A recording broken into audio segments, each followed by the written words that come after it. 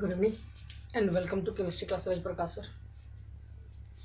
Last video में हम लोगों ने संकुलन क्षमता के बारे में पढ़ा था। आज हम आप लोग के लिए एक नया टॉपिक लेकर के आए हुए हैं, that is density of unit cell, यानी किसी एकक कोशिका का घनत्व तो कैसे ज्ञात करेंगे। आज का अपना प्यारा सा टॉपिक है एकक कोशिका के घनत्व का व्यंजक। आइए देख लेते हैं हम लोग। पहला चीज कि एकक कोशिका आपको बताया जा चुका है कि किसी क्रिस्टलीय जालक की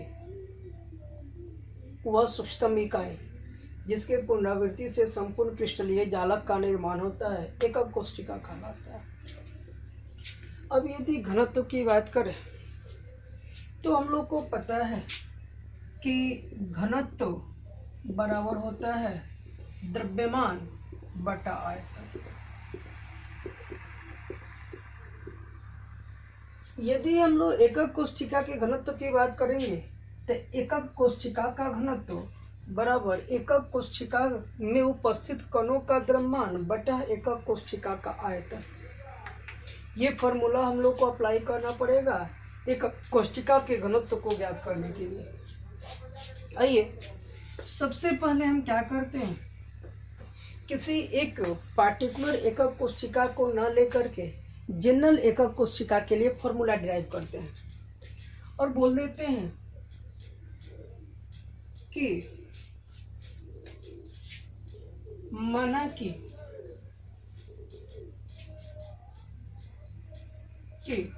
एक एकक कोशिका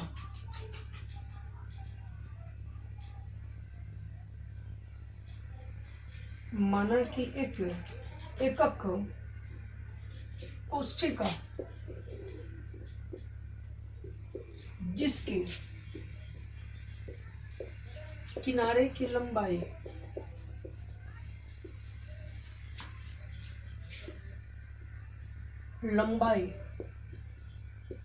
ए पिकोमीटर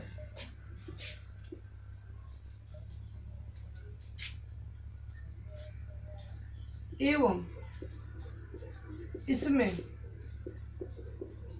परमाणुओं की संख्या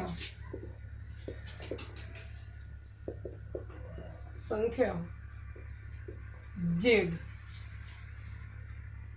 एवं इनका मोलर द्रव्यमान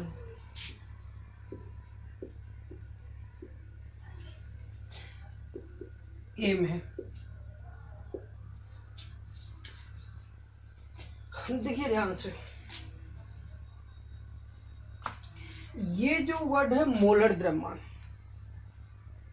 ये बहुत काम का है। ध्यान दीजिए, मोलर द्रव्यमान m है, हम बोल देते हैं m ग्राम प्रति मोल है, क्योंकि मोलर द्रव्यमान का मतलब ये होता है कि प्रति मोल अर्थात एक मोल का द्रव्यमान। अब यहाँ से यदि आपको स्पष्ट हो गया होगा कि एक मोल का द्रव्यमान m ग्राम है, एक मोल का द्रव्यमान m ग्राम, और एक मोल में परमाणुओं की संख्या होती है 6.022 इंटू 10⁻23, जिसे हम लोग एवोगाड्रो नंबर कहते हैं। तो इसका अर्थ हुआ कि हम यहाँ से बोल सकते हैं कि देयरफॉर 6.022 इंटू 10⁻23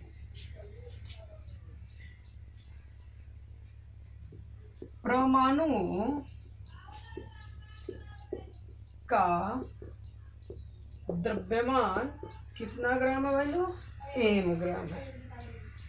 और यहाँ से स्पष्ट हो जाए कि देयरफॉर एक परमाणु का द्रव्यमान कितना होगा।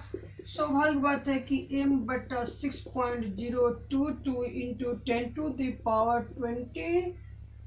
ध्यान से देखिएगा, मैंने यहाँ से इसके डेफिनेशन को यूज किया है कि मोलर द्रव्यमान का मतलब ही होता है कि एक मोल का द्रव्यमान, यानी m ग्राम प्रति मोल है। एक मोल का द्रव्यमान m ग्राम है, एक मोल में परमाणुओं की संख्या होती है 6.022 इंटू 10⁻23। इतने परमाणुओं का द्रव्यमान है m ग्राम, तो एक परमाणु का द्रव्यमान कितना होगा। और हम लोग देख रहे हैं यहाँ पे कि इस एकक कोशिका में परमाणुओं की संख्या कितनी है, Z है। देयरफॉर Z परमाणुओं का द्रव्यमान कितना होगा। स्वाभाविक सा बात है कि आप इसमें गुना कर देंगे। चलिए m बटा, और ये जो संख्या है इसी को ना एवोगाड्रो संख्या कहा जाता है। तो एवोगाड्रो संख्या के लिए हम यूज कर देते हैं n और ये बेस में a लिख देते हैं।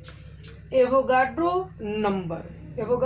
नंबर इनटू ये था एक परमाणु का द्रव्यमान इतना, Z परमाणुओं का द्रव्यमान के लिए Z से गुना करना पड़ेगा, जहां Na एवोगाड्रो नंबर को रिप्रेजेंट करता है। अब देखिए हम लोगों ने यहाँ पे Z परमाणुओं का द्रव्यमान देख लिया। अब एकक कोशिका का आयतन निकालेंगे, क्योंकि हमें पता है कि घनत्व बराबर द्रव्यमान बटा आयतन होता है, मैंने शुरू में ही बताया। आइए देखते हैं ध्यान से। अब कोशिका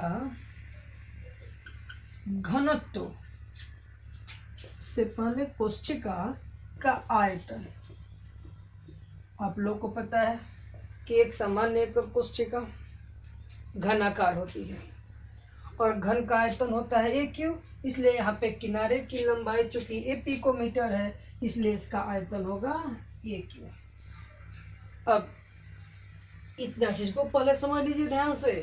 फिर से देखिए, हम लोग को क्या करना था कि एक एकक कोशिका के घनत्व का व्यंजक ज्ञात करना था। हमने क्या किया, मान लिया कि माना कि एक एकक कोशिका जिसके किनारे की लंबाई A पिकोमीटर है और इसमें परमाणुओं की संख्या Z है, जिसका मोलर द्रव्यमान कितना है, m ग्राम प्रति मोल। m ग्राम प्रति मोल कहने का मतलब ही हुआ कि एक मोल का द्रव्यमान, और एक मोल में परमाणुओं की संख्या कितनी होती है, 6.02 × 10⁻23 परमाणुओं का द्रव्यमान हो गया m ग्राम। तो एक परमाणु का द्रव्यमान डिवाइड कर दिए, जिस परमाणु का द्रव्यमान निकालना था निकाल दिए, और इतना को एवोगाड्रो नंबर कहते हैं उसके लिए पुट कर दिए। कोशिका घनत्व इतना हो गया। अब आते हैं हम एकक कोशिका के घनत्व के लिए। ये देखते हैं, देखिए अब घनत्व निकालने के लिए, हाँ देखिए ध्यान से, क्या है इसमें कि अब हम लोगों को एकक कोशिका का घनत्व निकालना है।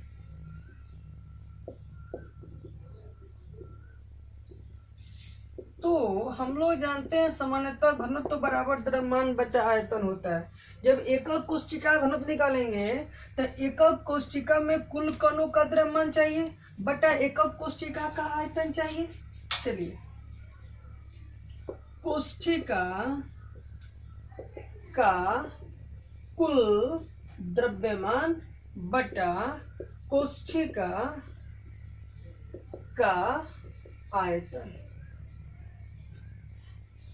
बोलिए, अभी हम लोग निकाला है कि कोशिका का कुल द्रव्यमान कितना है, तो कोशिका में कुल Z परमाणु है, उनका द्रव्यमान हो जाएगा m बटा Na इंटू Z।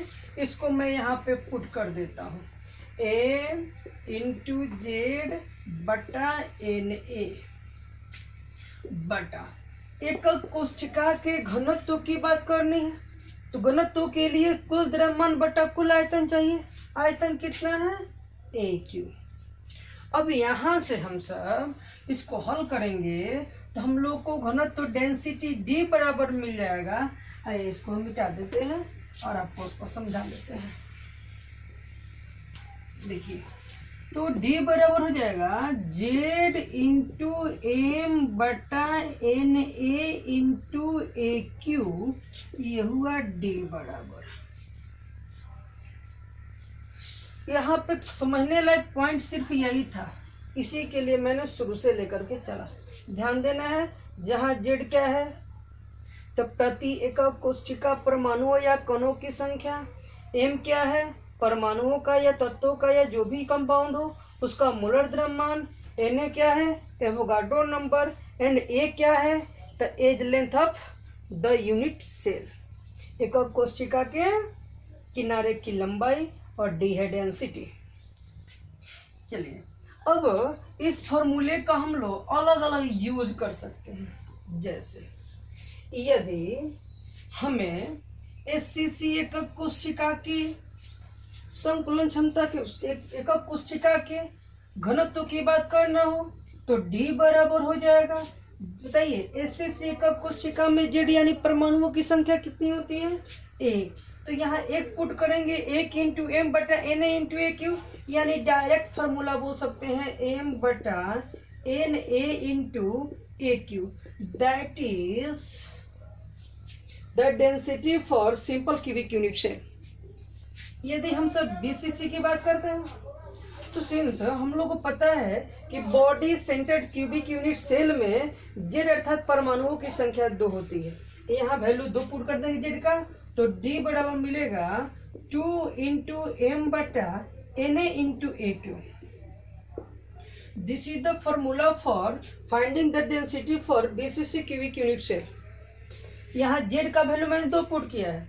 यदि मैं आपसे पूछूं कि FCC या CCP क्यूबिक क्लोज पैकिंग के लिए डेंसिटी की बात की जाए तो क्या होगा? तो आपको पता है कि FCC या CCP में परमाणुओं की संख्या या कणों की संख्या 4 होती है। यदि हम 4 पुट करते हैं तो 4 इंटू M बटा Na इंटू AQ हो जाएगा। तो ये ऑब्जेक्टिव में क्वेश्चन हम लोग को मिल सकता है कि जी सरल या आद्यक कोशिका के घनत्व का फॉर्मूला क्या होगा, ये काय या पिंड केंद्रित एकक कोशिका के घनत्व के लिए फॉर्मूला क्या होगा, और यहाँ पे फलक या सतह केंद्रित एकक कोशिका के लिए घनत्व का फॉर्मूला क्या होगा। ये रहा हम लोग का थोड़ा सा ऑब्जेक्टिव, ये रहा हम लोग का फॉर्मूला। इसमें कोई डाउट नहीं होना चाहिए। यदि कोई डाउट हो तो उसको आप कमेंट बॉक्स में या व्हाट्सएप नंबर दिए थे फर्स्ट वीडियो में, उससे आप पूछ सकते हैं। अब आइए थोड़ा सा इसके यूनिट की चर्चा करते हैं। चलिए देखिए, अब क्या है कि ये अभी हम लोगों ने एकक कोशिका के घनत्व के लिए फॉर्मूला निकाला है। घनत्व के लिए फॉर्मूला D बराबर होता है। सामान्यतः लोग याद रखने के लिए ट्रिक लगा देते हैं कि जाम में आईना,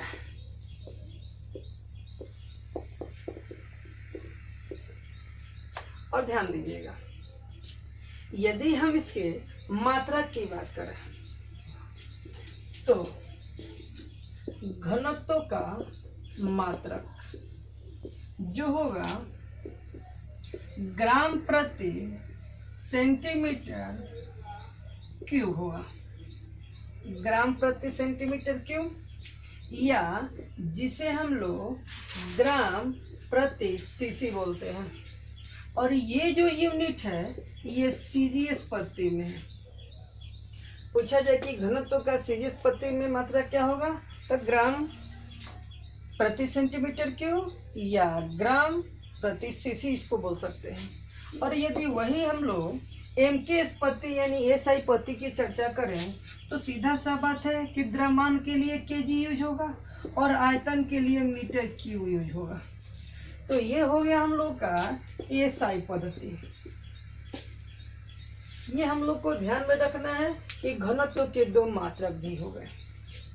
अब यदि इस फॉर्मूले को थोड़ा सा और आगे एक अच्छे लेवल तक पहुंचाने का प्रयास किया जाए तो आइए ध्यान से देखिए लो, थोड़ा सा फॉर्मूले को हम और हल करने का प्रयास करते हैं। ये हम लोग का यूनिट क्लियर हो गया। आइए देखते हैं अब क्या करना था मुझे कि वैल्यू पुट करना है।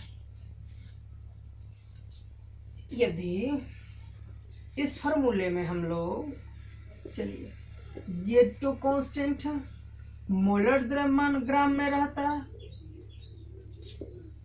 AQ मैंने बोला था कि A जो है पिकोमीटर में है। Since 1 picometre is equal to होता है 10⁻⁻12 मीटर या 10⁻⁻10 सेंटीमीटर। ध्यान दीजिएगा, क्योंकि यहाँ पे हम लोग का मोलर द्रव्यमान m ग्राम प्रति मोल है। क्योंकि ये सीजीएस पत्ती में है तो हम लोग किनारे की लंबाई को भी सीजीएस पत्ती में यूज करेंगे।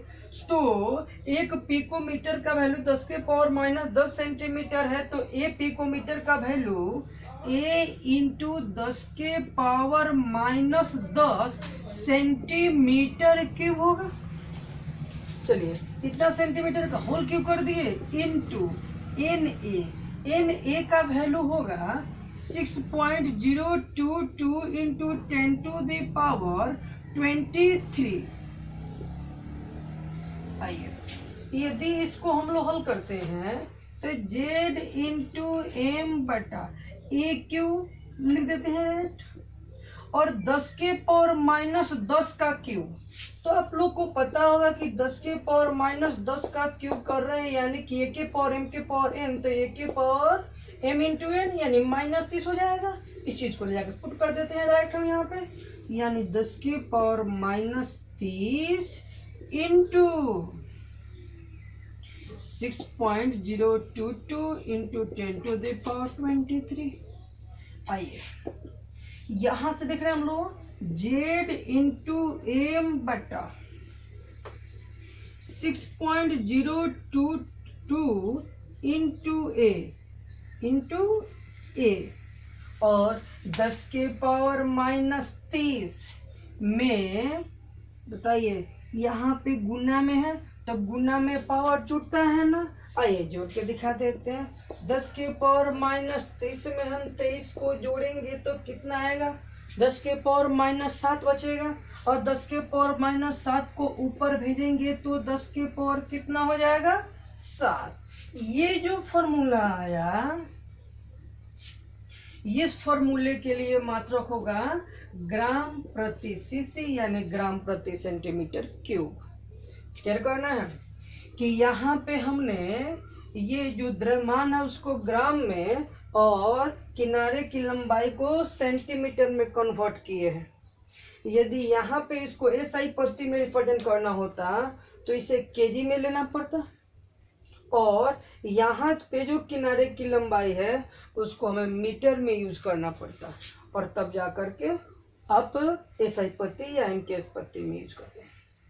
उम्मीद करता हूँ कि आपको समझ में आ गया होगा। आप एसआई पद्धति में निकालने का प्रयास करेंगे, निकल जाए तो अच्छी बात है, नहीं निकलता हो तो कमेंट बॉक्स में डालेंगे या व्हाट्सएप नंबर पे करके क्वेश्चन पूछ लेंगे। उम्मीद करता हूँ कि आपको ये पॉइंट समझ में आ गया होगा। अब अगला वीडियो जो बनेगा इस पे आधारित न्यूमेरिकल पे बनेगा और न्यूमेरिकल को हम लोग को ध्यान से क्लियर करना है हर एक चीज को। उम्मीद करता हूँ कि हर बात आपको समझ में आ रहा होगा। कोई दिक्कत हो तो बताइएगा लोग। आज के लिए इतना ही। That's all. जय हिंद, जय भारत।